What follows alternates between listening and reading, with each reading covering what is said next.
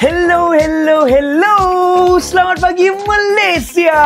Rise and shine everybody. Kepada semua pendengar setia Radio Era. Anda kini bersama saya Ren di Era Music Hits terkini. Dan kepada anda sekarang yang sedang memandu, nak pergi tempat kerja ataupun pergi kelas, chill guys, chill.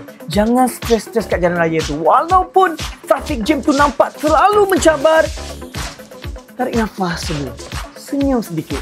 Sebab senyuman anda dapat membuatkan pagi anda, mood anda lebih baik.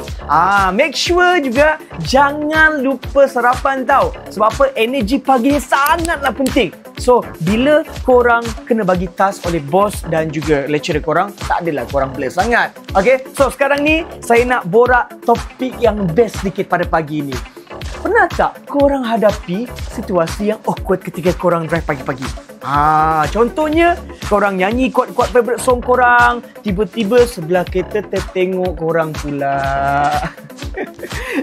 Jadi kalau korang pernah hadapi situasi macam tu, jangan malu guys, okay? Sebab korang tak sorang-sorang tau. Okay? So, jom ceritakan dan share pengalaman korang. Korang boleh call ataupun komen di media sosial Era.